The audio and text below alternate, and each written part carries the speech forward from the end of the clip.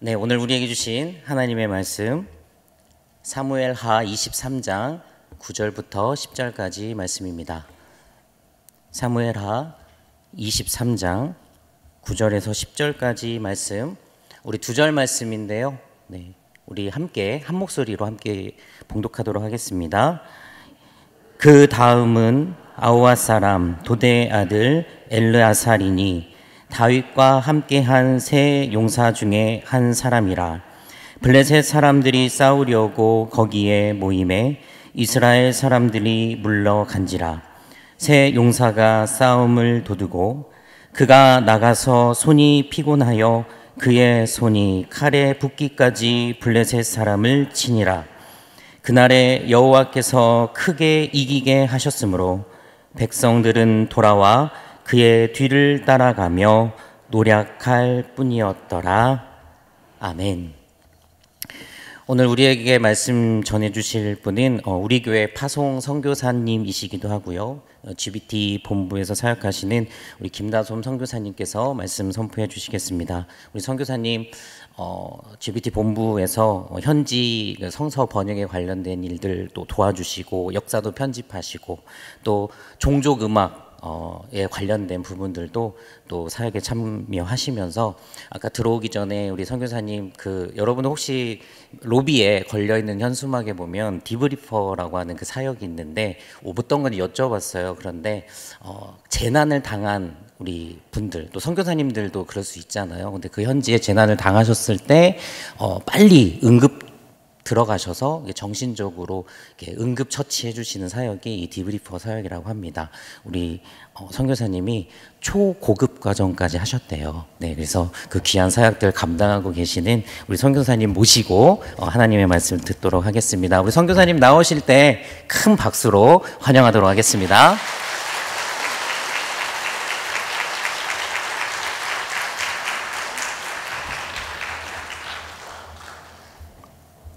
안녕하세요. 저는 반가운 얼굴도 많이 보이십니다. 제가 금요 예배는 한 몇 번 선 적이 있었는데 수요 예배는 처음이거든요.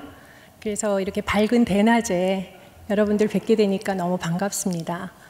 저는 목사님 소개해 주신 대로 여기 파송 선교사이고 또 GBT 성경 번역 선교회 소속 선교사입니다. 여러분들 만나 뵙게 돼서 반갑고요. 오늘 제가 세계 선교 주간을 맞아서 어떤 말씀을 나눌까, 세계 선교 동향이나 제 사역에 대해서 나눌까, 그거를 준비하던 중에 하나님께서 방향을 좀 바꿔주셨어요. 그래서 오늘은 제 사역이 아닌 그냥 제 이야기를, 제가 묵상한 거를 나누려고 합니다. 그러니까 제 사역에 대해서는 여기 문 밖에 나가시면 이렇게 아주 소박하게 전시가 되어 있고요. 그리고 또 뭐가 있을까요? 기도 편지가 홈페이지에 올라가 있습니다. 그리고 또 선교 학교 이번에 하잖아요. 그래서 제가 마지막 주에 강의를 합니다. 선교에 대해서. 그러니까 거기서 우리가 만나면 될 것 같고, 오늘은 그 외에 하나님께서 주신 마음을 한번 나눠보려고 합니다.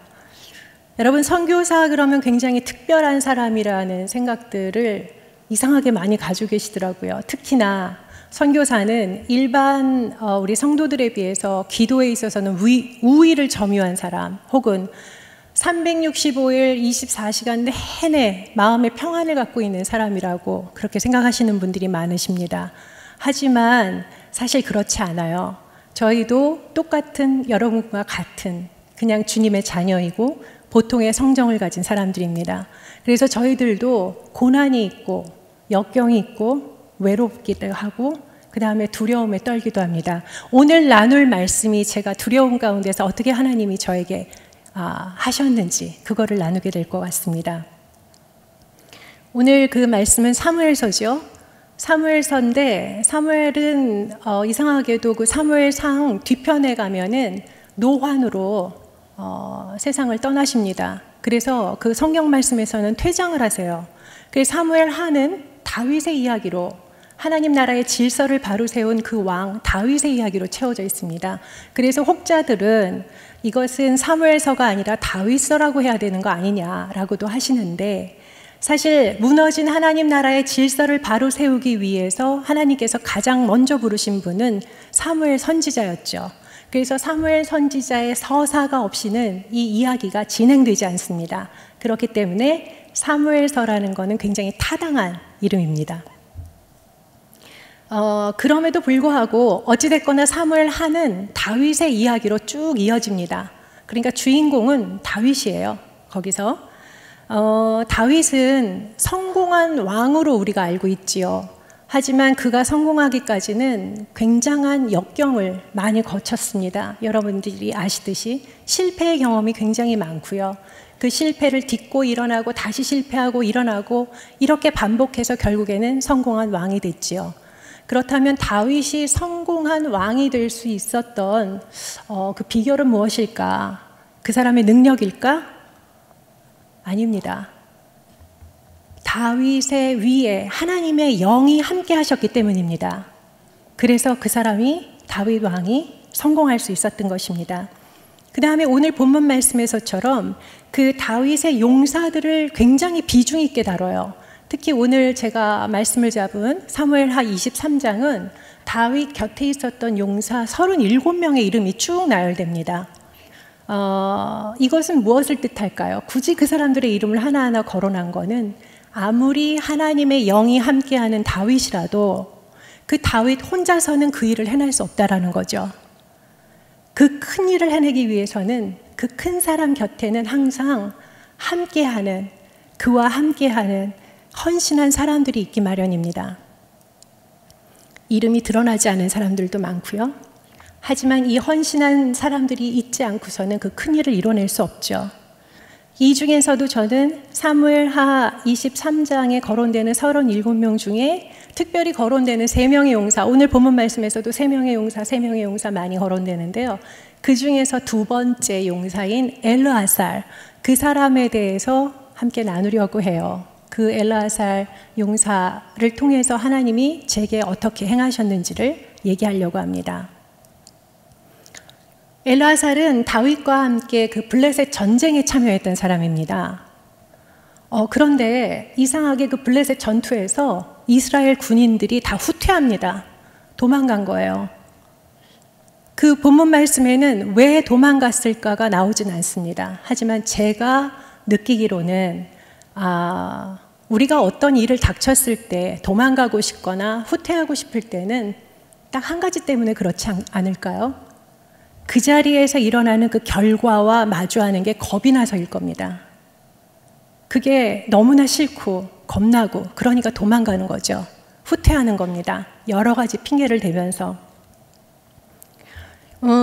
블레셋은요, 굉장히 문명이 굉장히 발달한 족속들입니다. 발달한 문명을 가진 족속들입니다. 그래서 그때 가나안 시대에는 이 족속만이 유일하게 제철 기술을 가지고 있었다고 해요. 그래서 제철 기술로 뭐를 만들었냐면 철병기들, 그거를 가지고 있었어요.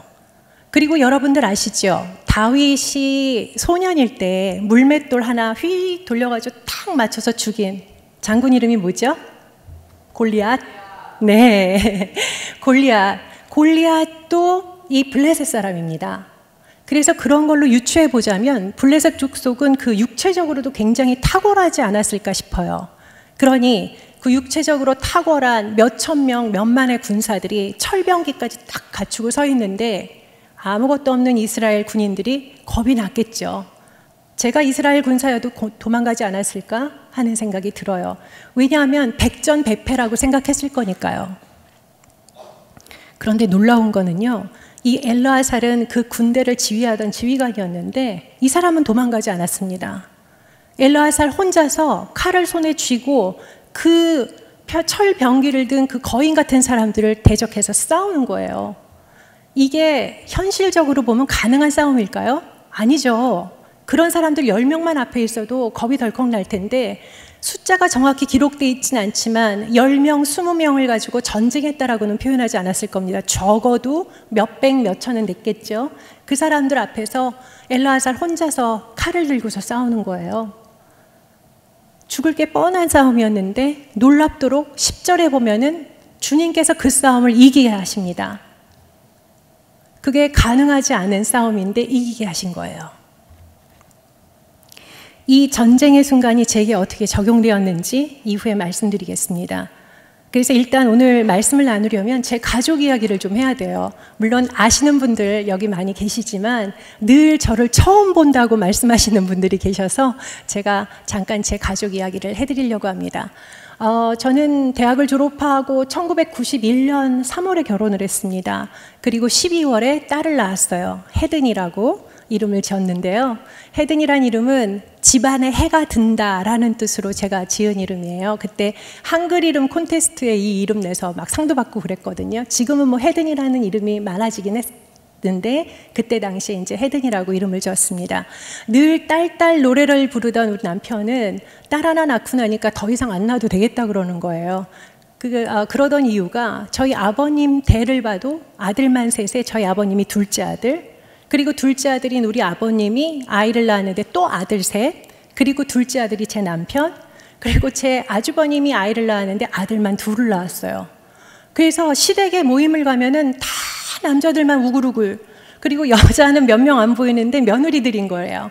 그래서 그렇게 자라서 그런지 남편은 굉장히 딸에 대한 그 로망이 있었어요. 그런데 이제 제가 딸을 낳고 나니까 와, 이제 안 낳아도 되겠다. 근데 뭐 더 이상 하나님이 제게 허락도 안 하셨고요.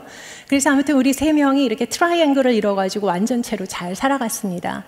제 딸이 11살 되던 해에 초등학교 4학년 때 그때 이제 저희가 동아시아 X국으로 첫 선교지를 나가게 됩니다.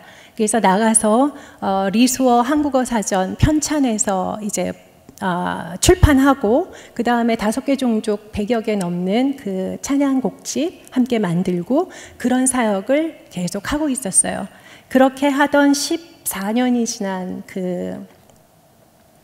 2014년에 만 13년이 지났을 때 그때 이제 리수어 한국어 사전 봉헌식을 하기 위해서 한국에 들어왔다가 종합검진을 받고 남편이 방광암 말기 진단을 받았습니다. 배가 좀 아파하긴 했는데 그럴 리는 없다고 생각했는데 그리고서 1년 6개월을 투병했고요. 수술도 하고 항암 치료도 했는데 결국에 이제 하나님께서 2015년 지금부터 이제 만 10년 전이에요. 그때 11월에 하나님께서 먼저 천국으로 초대하셨습니다. 그래서 이제 그때 그쪽으로 나갔죠. 올라갔죠. 그래서 11살에 선교지에 나간 아이가 25살 대학원 다닐 때 이제 이 땅에서 아빠를 볼 수 없게 된 거예요. 저는 남편이 떠난 뒤로도 계속 동아시아 X국 사역을 계속했습니다. 그렇게 쭉 해서 5년 전에 이제 GBT 한국 본부로 완전하게 임지를 옮겼고요. 그래서 제가 지금 선교사가 된 지 저도 만 24년이 됩니다. 만 14년이 될 때 남편이 떠났고 이제 10년 지났으니까 제가 24년이 되었죠. 그리고 그렇게 제가 한국으로 완전히 임지를 옮긴 그 해에 제 딸이 결혼을 해요. 아주 믿음의 가정에서 잘 자란 그런 신실한 대학원에서 함께 만난 친구와 결혼을 하게 됐습니다. 그래서 그 가정에서 아주 잘 자란 청년이 하나님께서 허락하셔서 축복하셔서 이제 제 딸의 남편이 됐고요. 그 이후에 아들 하나, 딸 하나, 그리고 지금 뱃속에 이제 셋째 아이가 들어 있습니다. 제가 이렇게 딸 이야기를 길게 하는 이유가 뭔지 감이 오시죠? 오늘 말씀과 제 딸의 이야기가 이어지기 때문입니다. 그 셋째를 품은 지 4개월 초쯤 되었을 때 제 딸이 폐렴에 중증 폐렴에 걸리게 됩니다. 고열이 심했고 기침이나 가래가 없었기 때문에 아이는 그게 이제 뭔지 모르고 임산부가 복용할 수 있는 타이레놀을 계속 먹었다고 해요. 제가 먹었다고 해요라고 말씀드리는 것은 아이가 저에게 말하지 않았었어요. 걱정할까 봐. 그래서 전 모르고 있었습니다. 그 며칠을 그렇게 고생하고 있는 거를. 그러다가 이 열이 떨어지지 않으니까 이상하니까 이제 병원을 간 거예요. 병원에 가서 코로나 검사도 하고 독감 검사도 했는데 다 음성, 괜찮다고 나옵니다. 그러니까 이제 그제서 링거를 한 병 맞았는데 그걸 맞고도 그날 저녁에 열이 떨어지지 않는 거예요. 그 고열이. 그러니까 이거는 뭐가 잘못됐구나 생각을 해서 그 다음 날 이제 병원을 가서 피 검사를 하니까 염증 수치가 너무 높게 올라온 거예요. 보통은 정상이 0.5 이하인데 그때 아이의 염증 수치가 22였습니다. 그러니까 병원에서 이건 뭐가 이상하구나 해서 이제 엑스레이를 찍으니까 엑스레이 상에 그 크게 드러난 거죠. 이 결핵이란다. 뭐죠? 폐렴이라는 게 드러난 겁니다. 그런데 임산부죠. 임산부가 폐렴에 걸렸는데 이게 증상이 없으니까 너무 많이 지나쳤죠. 그러다 보니까 이제 중증 폐렴이 있고 아이도 산모도 다 위험할 수 있다. 그래서 그날 그 자리에서 입원을 시켰어요. 그러다 보니까 이 폐렴이 열도 있고 그 다음에 감염병 질환이잖아요. 그래서 1인실에 있게 됐고 제가 보호자로 들어갔습니다. 근데 문제는 임산부에게 처방될 수 있는 약이라는 게 항생제가 한 가지밖에 없다는 거예요. 근데 저는 그때서야 폐렴이라는 게 종류가 여러 가지라는 걸 처음 알았습니다. 그래서 그 여러 가지 폐렴에 맞게 약을 처방해야 된대요. 그런데 임산부는 어떤 폐렴이 걸렸든지 간에 약은 하나밖에 없는 거죠. 그러니까 이 약을 넣어서 복불복인 거예요. 잘 되면 좋고 아니면 힘든 거고 이렇게 된 겁니다. 그러니까 병원에서도 장담을 하지 못하고 여기서 3, 4일 지켜보자 입원해서 그래서 열이 떨어지면 괜찮은데 만약에 안 떨어지면 상급병원으로 이송을 해야 된다라고 얘기를 했습니다. 그래서 제가 거기 들어가 있었습니다. 그런데 양쪽 겨드랑이에 그 얼음팩을 끼고 해도 아이가 열이 떨어지지 않으니까 이 온몸이 붉은색을 넘어서 거의 검은빛이 막 나더라고요. 그리고 이제 기침이 나기 시작하는데 흉통이 심하니까 숨쉬기도 어려운데 기침하기는 더 어렵죠. 그런데 여러분도 아시지만 기침을 해서 가래를 빼내야 열이 가라앉잖아요. 근데 빼낼 수 있는 방법이 없는 거예요. 그런데 설상가상 그 항생제 더불어 임산부가 먹을 수 있는 해열제가 있다고 병원에서 처방을 해주셨습니다. 근데 얘가 안 먹겠다는 거예요, 그거를. 제가 물었어요, 왜 안 먹니? 자기 아이 때문에 안 먹겠다는 거예요. 항생제 하나 들어가고 있으니까 해열제는 안 먹고 버텨보겠다는 거예요, 기도하면서. 근데 저는 여러분들이 이렇게 여러분들 앞에서 이야기를 하는 선교사잖아요. 근데 제 믿음이 어디까지냐면은 저는 솔직히 제 딸을 살려야겠다는 생각이 먼저 들더라고요. 그래서 아이한테 너 죽을 거야? 제가 그렇게 얘기했어요. 살아야지, 먹어. 안 먹겠다는 거예요. 그러고 나서 보니까 그렇죠. 저는 제 딸을 살려야겠고 얘는 자기 아이를 살려야겠고 얘도 엄마잖아요. 그래서 그러면 방법이 없구나. 그럼 이렇게 가자 생각을 했습니다. 그런데 이 열 스파이크라고 그러는데 항생제가 들어가면 열이 좀 떨어졌다가 이게 이제 떨어진 채로 이렇게 굴곡이 없어야 되는데 떨어졌다 다시 팍 튀어서 올라가고 이 스파이크가 너무 심한 거예요. 그러니까 그거는 병원에서는 열이 떨어지지 않은 거라고 자꾸 그렇게 얘기를 하시더라고요. 그리고 이제 상급병원으로 이송될지의 결정은 내일 결정되는 날이에요. 오늘도 떨어지진 않고 있었어요. 근데 제가 왜 이것에 더 이렇게 예민했냐 하면은 사실은 여러분도 지금 그러실 수 있어요. 폐렴 정도가 뭐 대수냐. 그런데 여러분들 아세요? 우리나라 사망 원인 1위가 암이고요. 두 번째가 심장질환이고 세 번째가 폐렴입니다. 더군다나 제 남편이 암이 걸렸지만 남편의 사망 원인은 폐렴이었어요. 그래서 사망 진단서를 떼었을 때 거기에 사인에 폐렴이라고 적혀 있었거든요. 저는 제가 그게 트라우마로 제가 가지고 있는지 몰랐었습니다. 그런데 아이가 폐렴으로 입원을 하고 상태가 좋아지지 않는 것을 보니까 그 장면하고 오버랩이 되는 거예요. 특히나 남편이 이제 떠나기 전날 그때 폐렴 증상이 너무 심해가지고 이 오한이 나는데 몸을 덜덜 떠는데 어느 정도 하냐면 그 덩치 큰 남자가 그 병원 침대가 덜컹덜컹 움직이도록 그렇게 오한이.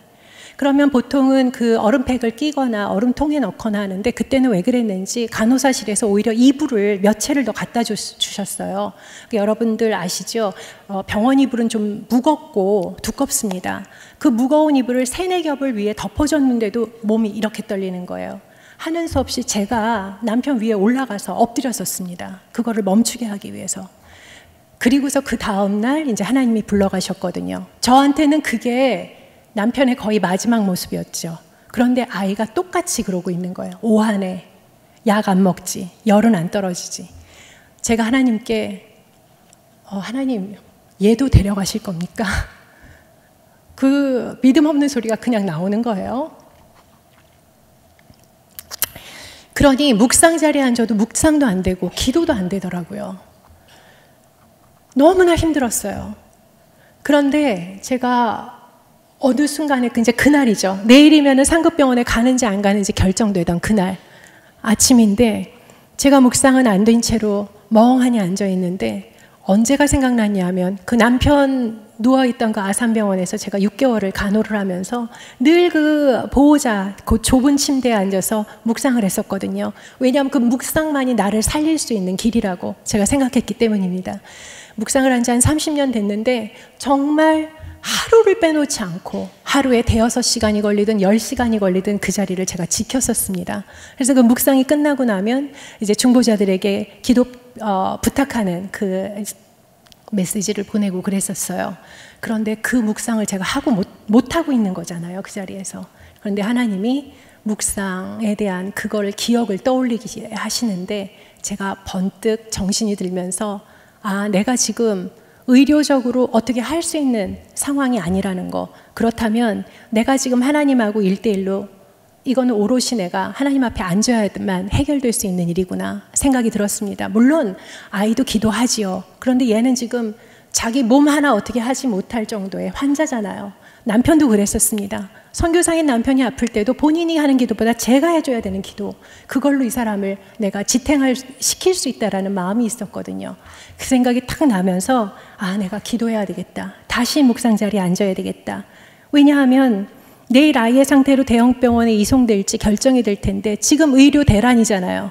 그러면 대형병원으로 이송이 순조롭게 된다는 보장도 없고 간다고 해서 아이한테 쓸 수 있는 약이 특별히 더 있는 것 같지도 않고 그렇다면 이거는 하나님이 하시는 수밖에 없다. 제가 그러면서 남편이 아플 때 그 시편 86편 13절을 많이 읊조렸었어요. 뭐냐 하면 나에게 베푸시는 주님의 사랑이 크시니 죽음의 깊은 곳에서 주님께서 내 목숨을 건져내셨습니다. 이 부분이었습니다. 이때 제가 딸 헤든의 이름을 넣어서 다시 계속 읊조렸습니다. 헤든에게 베푸시는 주님의 사랑이 크시니 죽음의 깊은 곳에서 주님이 헤든이의 목숨을 건져내셨습니다. 이 말씀을 계속 되뇌이고 나니까 마음이 좀 차분해지더라고요. 그래서 제가 이제 묵상하는 부분이 있잖아요. 그날이 바로 사무엘하 23장 말씀을 묵상하던 중에 9절을 시작하는 날이었어요. 그래서 9절을 딱 읽는데 이제 오늘의 말씀이 나온 거죠. 제가 새 번역으로 다시 한번 읽어드릴 겁니다. 그냥 들으세요. 세 용사 가운데 둘째는 아호와 사람 도도의 아들인 엘르아살이다. 그가 다윗과 함께 블레셋에게 대항해서 전쟁할 때 이스라엘 군인이 후퇴한 일이 있었다. 그때 엘르아살이 혼자 블레셋 군과 맞붙어서 블레셋 군인을 쳐 죽였다. 나중에는 손이 굳어져서 칼자루를 건성으로 잡고 있을 뿐이었다. 주님께서 그날 엘르아살에게 큰 승리를 안겨주셨으므로 이스라엘 군인이 다시 돌아와서 엘르아살의 뒤를 따라가며 약탈하였다. 여기서 제 눈을 사로잡은 말씀은 바로 10절 중앙입니다.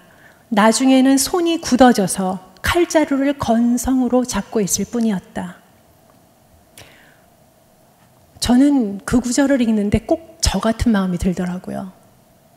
내가 기도라는 칼자루를 잡고 있는데 이게 그냥 칼을 건성으로 잡고 있을 뿐이지 내가 힘을 못 쓰는구나. 여러분들 손이 굳어져서 이게 쉬운 성경에 보면은 손이 곱아서라고도 나오고요. 이때를 제가 생각해 보았습니다. 이 구절을 읽는다면 용사들의 용맹함에 많이들 주목하실 거예요. 혼자서 싸웠는데 결국 이겼다. 근데 제가 주목한 것은 손이 굳어져서 칼자루를 건성으로 잡고 있었다. 이 부분이었거든요. 여러분들 뭔가를 굉장히 오래 잡고 있으면 여기 손아귀가 얼얼해지는 경험 있으시죠? 저는 이걸 떠올릴 때마다 뭐가 생각나냐 하면 어려서 엄마가 긴장하실 때 제 겨울이면 그 풍경이 지금도 머릿속에 남는 게 있습니다. 담 아래에 일단 연탄이 쌓여요. 그 옆에 배추가 산처럼 쌓이고 그 옆에 무가 동산처럼 쌓입니다. 다들 아시죠? 네, 그렇게 옛날에는 200포기, 300포기씩 김장을 하셨잖아요. 그러면 저는 이제 엄마가 준 미션이 뭐냐 하면 무채에다가 이제 물을 그 책칼에다 써는 거예요. 근데 이게 2개, 3개만 넘어가면 여기가 얼얼해지면서 내가 뭘 잡고 있는지 이제 감각이 없어지기 시작하거든요. 여러분들 다 그 경험이 있으실 거예요. 그 엘르하살을 보자고요. 엘르하살은 칼자루를 쥐고 있어요. 혼자서 그 수천의 군인들을 상대합니다. 그리고 그 칼이 얼마나 무겁겠습니까? 그 칼을 들고 혼자서 나아가는데 나중에는 이게 얼얼해져서 손이 둔하여져서 자루를 잡고 있지만 건성으로 잡고 있는 거예요. 근데 제가 그런 마음인 거예요. 내가 기도의 칼자루를 건성으로 잡고 있구나. 그러면서 마음이 되게 외로웠었습니다. 너무 막막한 마음이 들어가지고 제가 병실에서 사투를 벌이는 딸을 살리기 위해서 기도의 칼을 꽉 잡아야 되는데 내가 못 그러고 있는 나 자신에 대해서 너무나 어려운 마음이 들었어요. 그렇게 외롭고 막막하고 절망이 가득했습니다. 그런데 그 다음 구절을 보니 그날의 여호와께서 크게 이기게 하셨으므로 라고 나오는 거예요. 깜짝 놀랐어요. 어떻게 이겼을까? 손이 칼자루에 붙은 것처럼 아무 감각이 없는 이 사람이 자기 능력으로 이겼을 리 만무하죠. 분명히 주님께서 이기게 하셨는데 주님께서 어떻게 이기게 하셨을까? 그것을 제가 묵상하면서 99절, 10절을 연달아 계속 읽었습니다. 근데 그때 주님이 제게 이렇게 말씀하시는 것 같았어요. 딸, 그냥 기도라는 칼자루만 잡고 있어. 큰 염려랑 두려움이 그 기도의 칼자루를 쥔 그 네 손을 마비시키고 얼어붙게 하는 것 같겠지만 그냥 건성으로라도 잡고 있어. 그러면 너의 중보자들이 네 건성으로 잡고 있는 이 손을 같이 잡아줄 거야. 그리고 이 잡고 있는 중보자들의 손의 마지막은 내가 잡을 거야. 그래서 그 칼을 높이 들어 싸우는 건 내가 싸울 거야. 이렇게 말씀하시는 겁니다. 아, 엘르하살도 그거였구나. 그 용맹스러운 장수가 그 사람이 여기서 내가 이기겠다 하고 나가겠어요? 그 많은 사람, 그 적군의 앞에? 그러지 않았을 겁니다. 내가 여기서 죽겠구나 했겠죠. 하지만 죽더라도 나는 용사다. 다윗의 용사답게 죽겠다. 그러면 용사의 무기는 칼인데 내가 이걸 죽을 때까지 내 손에서 놓지 않겠다 라고 달려들어서 싸웠겠죠. 그럴 때 하나님께서 이 칼을 들어서 그 블레셋 군사들을 다 죽이신 겁니다.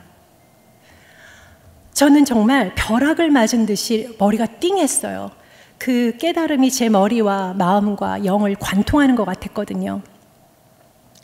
사실 혜든이가 중증 폐렴 진단을 받았을 때 의료적으로는 이건 답이 없을 수도 있네 라는 마음이 들면서 제가 제일 먼저 중보자들에게 중보를 요청했었습니다. 당연히. 남편이 아플 때 했던 것처럼 매일매일 그걸 자세하게 적어서 제가 보냈어요. 그럼에도 불구하고 제가 그 중보의 힘을 못 믿은 건 아니지만 괜히 제가 외로웠던 거예요. 나 혼자구나. 이 아이 혼자구나. 나를 도와줄 사람들이 없구나. 라고 그게 가족 안에서만 이제 포함을 시키니까 제 딸아이의 남편, 제 사위, 사랑하는 우리 지훈이 외에는 없겠구나 하는 생각이 드는 거예요. 제 마음에. 그래서 너무 외로워서 꼭 어떤 느낌이었냐면 검은 바다, 깜깜한 밤바다에 그 물속에 저 혼자 서 있는 것 같은 그 장면이 자꾸 떠올랐어요. 그래서 제가 중보를 요청해 놓고도 믿지 않았던 저를 그 자리에서 발견한 거죠. 주님도 저에게 같은 거를 요구하셨던 겁니다. 네가 전장의 맨 앞에 서서 결코 이길 수 없을 것 같은 싸움을 하고 있겠지만 기도랑 칼자루만 놓지 않고 너 그냥 잡고 있어. 여기 칼자루에다 손만 이렇게 갖다 대고 있어. 그러면 네 중보자들이 잡고 그 위에 내가 잡고 그리고 그 칼은 내가 휘두를 거야. 저는 바로 주님께 고백했습니다. 네, 주님. 내 손에 힘이 들어가서 이 칼자루를 꽉 쥐어야만 그리고 적군보다 훨씬 더 많은 나의 아군들이 내 눈에 보여야만 주님께서 나와 함께 하신다라고 제가 믿고 있었던 아직까지 이렇게 나약한 제 마음을 제가 이 시간 거절합니다. 네, 맞습니다. 주님, 제 손은 곱았어요. 그리고 여전히 제 눈앞에는 제가 물리칠 수 없을 것 같은 적군들이 너무나 많이 보입니다. 하지만 제가 칼자루에서 손을 놓지 않는다면 저를 위해서 기도해 주시는 여러분들이요, 중보자들이 제 손을 잡아주실 거고 그 손을 주님께서 잡고 진두지휘하실 거지요. 알겠습니다, 주님. 감사합니다.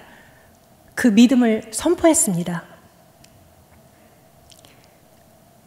그런데요, 거짓말처럼 제 마음에 빗줄기 하나가 싹 올라오는 거예요. 그러면서 제가 들어가서 서 있던 그 검은 바닷빛이 푸르게 변하더라고요. 제가 제주에서 올레길을 한번 걸어서 이제 완주를 했는데, 그때 걷다 보면은 해안길을 걸을 때 날이 어두우면, 날이 컴컴하면 바다도 까매진다는 걸 처음 알았어요, 그때. 그래서 하늘이 푸르면 물도 푸르러진다는 것을, 빛이 반사돼서 그런 거니까요. 그때 알았거든요. 그때 장면처럼 보였습니다. 그 검은 바다가 푸르게 변하는 것을. 그리고 또 하나 기적 같은 일이 무엇일까요? 헤드니의 열이 떨어지기 시작하는 겁니다. 그러면서 이 스파이크가 점점 간극이 줄어드는 거예요. 확 떨어진 건 아니지만 이렇게 잔잔하게. 늘 여기다 끼고 있던 얼음팩 안에도, 그리고 본인이 우겨서 아이 때문에 안 먹었던 해열제를 안 먹어도 이 열이 떨어지기 시작하는 거예요. 그리고 그날 처음으로 아이가 깊이 자더라고요. 저도 그날 처음으로 골아 떨어졌습니다. 염증 수치도 내려가기 시작했고, 그리고 이제 초음파 검사했는데 아이도 괜찮다고 하고요. 그래서 일주일 만에 퇴원을 했습니다. 그 퇴원하던 날 제게는 또 다른 의문이 생겼었어요. 그렇게 기쁜 와중에도 제 남편이 사경을 헤맬 때도 똑같은 상황이었는데 왜 결과가 다르지? 그때도 저는 힘없이 아주 많은 순간을 칼자루만 건성으로 잡고 있었을 거예요. 그런데 그때에도 중보자들의 기도로 제 손을 쥐어주셨을 겁니다. 그리고 그때에도 주님께서 그 칼을 들어서 싸우셨을 거예요. 그런데 제 남편 차선교사는 데려가셨잖아요. 왜 다르지? 천국으로 데려가신 남편의 상황과 딸을 살리신 지금의 상황이 현실에서는 다른 결과인 게 맞잖아요. 그렇죠? 하지만 내가 원하는 결과가 아니라고 해서 주님께서 싸우지 않으신 것은 아닙니다. 주님께서는 맹렬하게 싸우셨어요. 그러면서 제 안에 드는 생각이 있었어요. 두 개가 다른 전투였구나. 제 딸의 목숨이 걸린 전투는 수천 수만 군의 적군이 그 득실거리는 그 바이러스와의 전투였을 것이고요. 제 남편 목숨이 걸린 전투는 천국으로 하나님께서 초청하시려는 그 주님의 계획에 순응하지 못한 저, 내내 살려주세요, 이거 아니잖아요 했던 저를 향한 하나님의 전투였을 것이라는 것을 알게 됐습니다. 그런데 말이죠, 이 두 전투에서 하나님은 모두 승리하셨습니다. 왜냐고요? 제 남편도 살리셨고 제 딸도 살리셨습니다. 제 딸은 이 땅에서 더 살아가도록 살리셨고요. 제 남편은 영생을 얻게 하셨으니 살리신 겁니다. 여러분, 이 자리에도 지금 나 너무 힘들어. 왜 하나님은 계속 나한테 이러시지? 나 진짜 너무 원망스러운데? 이런 고통스러운 상황 가운데 계신 분들 분명히 계실 겁니다. 그런데 여러분들, 이 자리에 나오셨든 또 화면을 통해서 지금 예배를 들으시든 어찌됐거나 여기에 앉아 계시잖아요. 그거는 여러분들이 잡고 있다는 겁니다. 뭐를 잡고 있냐고요? 쥐기도 버거운 그 칼 자루를 여러분이 놓지 않고 잡고 있다는 뜻입니다. 그리고 그런 여러분을 유심히 바라보는 분들이 분명히 계실 겁니다. 중보자들이에요. 그분들이 여러분들의 힘 빠진 손을 같이 잡아서 그 칼을 들어 올려주실 겁니다. 지금 이 시간에도 나는 그런 사람 하나도 없는데 라는 마음이 드시는 분이 계시다면 그분들은 요청하지 않으셔서 그래요. 여러분, 중보기도는 민폐를 끼치는 게 아닙니다. 중보기도자들에게 하나님께서 주시는 그 놀라운 선물이 있어요. 그러니까 폐 끼치는 거 아니니까 요청하십시오. 나 혼자 나 못 살겠어. 나 곧 죽을 것 같아. 나를 위해서 좀 기도해 주세요 라고 요청하십시오. 괜찮습니다. 그러면 그 기도를 들으시는 주님께서 저한테 하셨던 것처럼 여러분께도 일하실 겁니다. 이제 마지막으로 여러분이 함께 잡아주신 기도의 칼자루로 주님께서 어떻게 일하시는지 보여드리려고 해요. 아까 제가 초반에도 말씀드렸지만 선교사들도 여러분들과 똑같은 사람이라고 했지요. 저희들 늘 힘 빠지는 칼자루 손에 잡고 있습니다. 아닌 척하죠. 왜냐하면 그렇다고 하고 이거를 인정하는 순간 여러분들께서 실망하실 게 보이거든요. 저처럼 이렇게 다 드러내놓고 얘기하는 선교사 많지 않을 겁니다. 그런데 여러분, 그런 선교사들, 감히 말도 입 밖에 내지 못하는 선교사들을 위해서 그 칼날을 같이 잡아주십시오. 여러분들의 그 중보 기도로 하나님께서 그 땅에서 일하시는 겁니다. 이제 제가 보여드릴 영상은 제 남편과 제가 이제 그 송앤라이팅 워크숍을 하면서 그 동아시아 X국의 Z 종족, 제가 이렇게 다 제대로 이름을 말할 수 없는 이유는 보안 때문이니까 이해해 주시고요. 아무튼 그 Z 종족의 그 모어 찬양 워크숍을 할 때 있었던 일이에요. 어떤 할머님이 오셔서 있었던 일인데 이제 그 영상을 보시면 그림이 나오진 않습니다. 거기에 나오는 음악이 그 소수종족이 만든 찬양이고요. 그래서 그것을 잘 들으시라고 그 화면에 나레이션이나 이런 걸 입히지 않았어요. 그 대신 글자가 나올 겁니다. 따라가면서 잘 읽어보십시오. 여러분의 중보기도로 하나님께서 하신 그 일을 한번 경험하시기 바랍니다. 틀어주세요.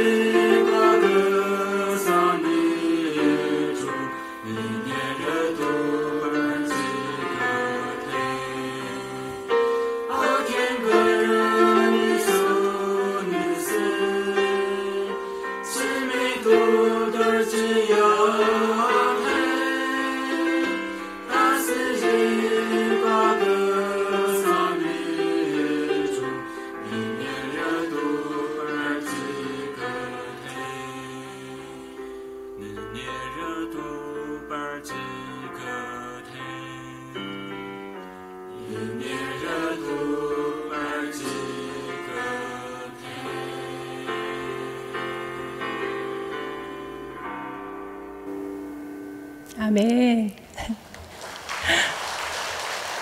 너무 아름답죠.